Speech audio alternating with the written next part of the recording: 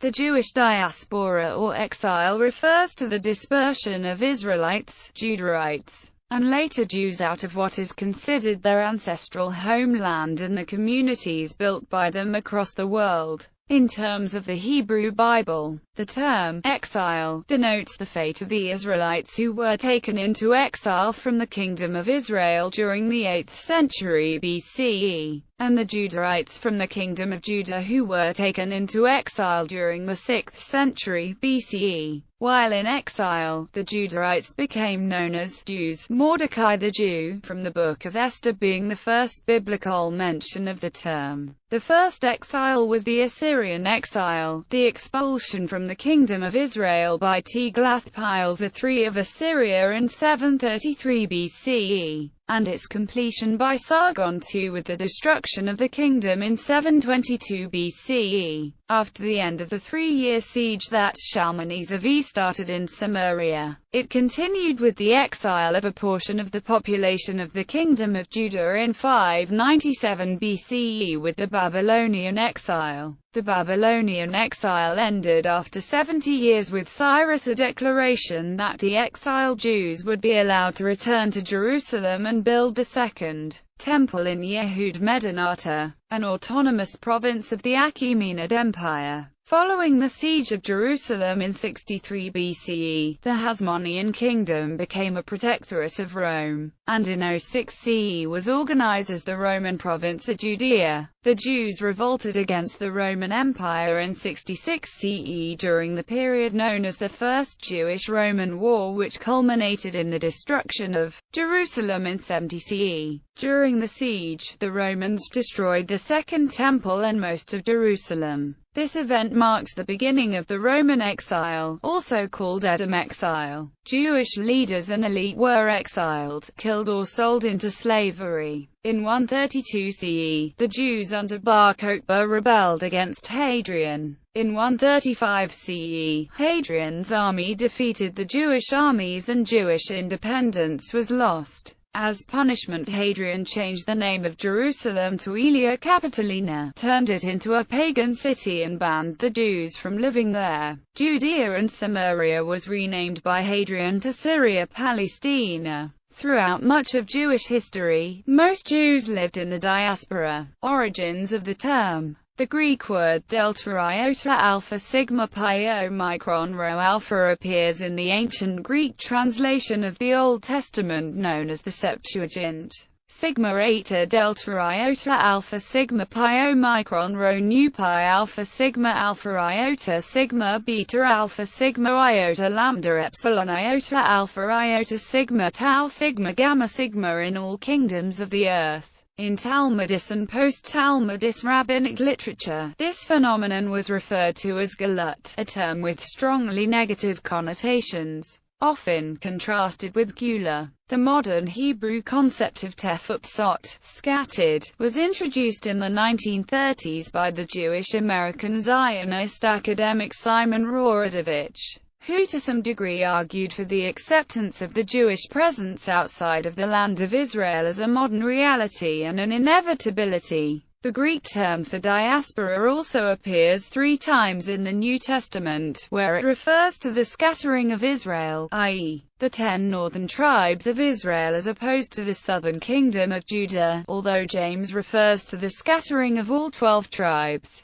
Pre-Roman diaspora. In 722 BCE, the Assyrians, under Sargon II, successor to Shalmaneser V, conquered the Kingdom of Israel, and many Israelites were deported to Mesopotamia. After the overthrow of the Kingdom of Judah in 586 BC, by Nebuchadnezzar II of Babylon and the deportation of a considerable portion of its inhabitants to Mesopotamia, the Jews had 2 principal cultural centers: Babylonia and the land of Israel. Although most of the Jewish people in this period, especially the wealthy families, were to be found in Babylonia, the existence they led there, under the successive rules of the Achaemenids, the Seleucids, the Parthians, and the Sasanians, was obscure and devoid of political influence. The poorest but most fervent of the exiles returned to Judah, the land of Israel, during the reign of the Achaemenids. There, with the reconstructed temple in Jerusalem as their center, they organized themselves into a community, animated by a remarkable religious ardor and a tenacious attachment to the Torah as the focus of its identity. As this little nucleus increased in numbers with the accession of recruits from various quarters, it awoke to a consciousness of itself, and strove once again for national independence and political enfranchisement and sovereignty. After numerous vicissitudes, and especially owing to internal dissensions in the Seleucid dynasty on the one hand and to the interested support of the pre-Roman Empire, pre-autocratic Roman Republic on the other, the cause of Jewish independence finally triumphed. Under the Hasmonean princes, who were at first high priests and then kings, the Jewish state displayed even a certain luster and annexed several territories. Soon, however, discord in the royal family and the growing disaffection of the pious, the soul of the nation,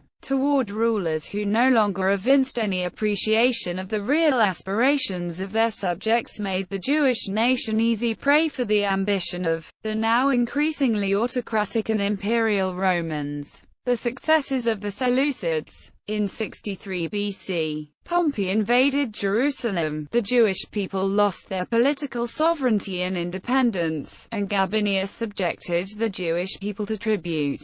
Early diaspora populations as early as the middle of the 2nd century BCE, the Jewish author of the third book of the Oracula Sibylline addressed the chosen people, saying, "Every land is full of thee and every sea." The most diverse witnesses, such as Strabo, Philo, Seneca, Luke, Cicero, and Josephus, all mention Jewish populations in the cities of the Mediterranean basin. See also History of the Jews in India and History of the Jews in China for pre-Roman diasporic populations. King Agrippa I, in a letter to Caligula, enumerated among the provinces of the Jewish diaspora almost all the Hellenized and non-Hellenized countries of the Orient. This enumeration was far from complete as Italy and Cyrene were not included.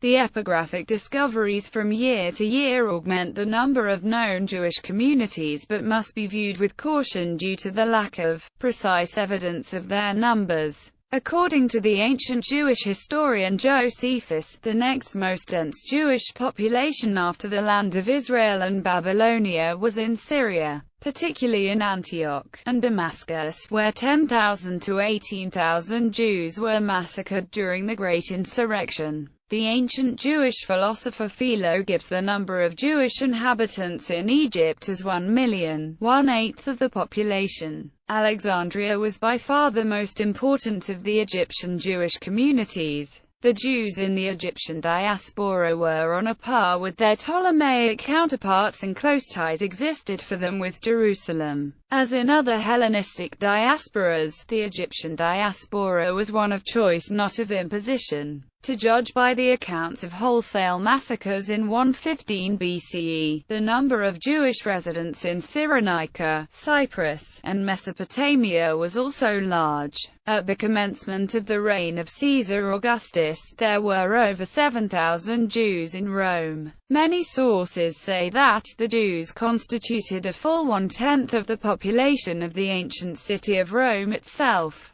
Finally, if the sums confiscated by the governor Lucius Valerius Flaccus in the year 62-61 BC represented the tax of a didrachma per head for a single year, it would imply that the Jewish population of Asia Minor numbered 45,000 adult males, for a total of at least 180,000 persons. No date or origin can be assigned to the numerous Jewish settlements eventually known in the West, while some were surely founded as a result of the dispersal of Judean Jews from the land of Israel and their expulsion from Jerusalem after the revolt of CE 66–70 and the revolt of 132–135. It is also known that there were already many Jews living outside of the land of Israel before the Roman imperial oppression and decidedly before the Jewish uprisings for independence and freedom from Roman rule in their homeland, and before their uprisings were crushed. It is reasonable to conjecture that many, such as the settlement in Puteoli attested in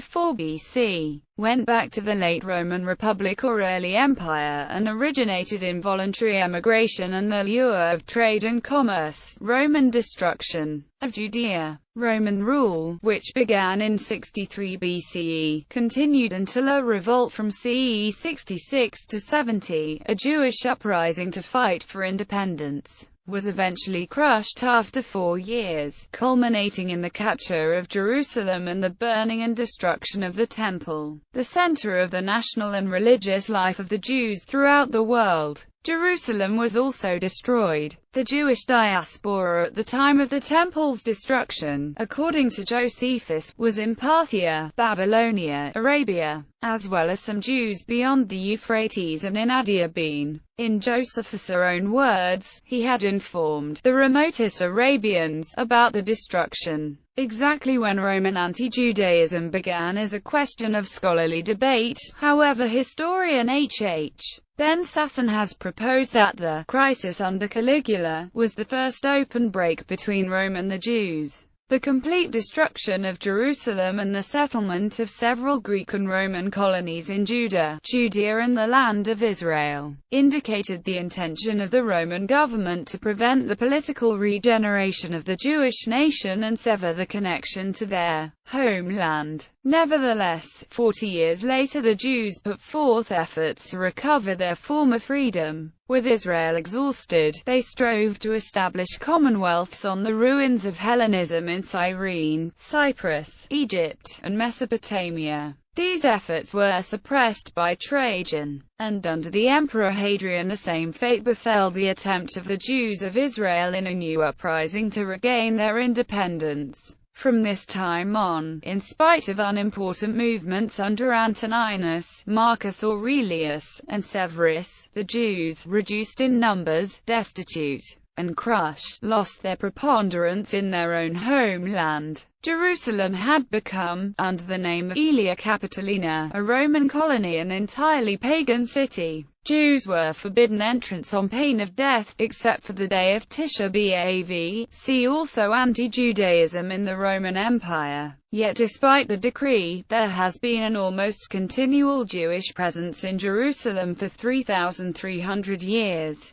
and 43 Jewish communities in Israel remained in the 6th century. 12 on the coast, in the Negev desert, and east of the Jordan, and 31 villages in Galilee and in the Jordan Valley. Yavna on the coastal plain, associated with Yochan and Ben Zakkai, was an important center of Rabbinic Judaism. Dispersion of the Jews in the Roman Empire. Following the 1st century Great Revolt and the 2nd century Simon Bar Kokhba revolt, the destruction of Judea exerted a decisive influence upon the dispersed Jewish people throughout the world. One of the most significant changes was the shift of the center of religious authority from the temple priesthood to rabbis. Many Jews entered the diaspora as slaves after the destruction of the temple in 70 CE and 135 CE. Although evidence for Jewish communities in the diaspora is scanty until the 4th century. Many of these slave populations may have served as the basis of later European Jewish communities,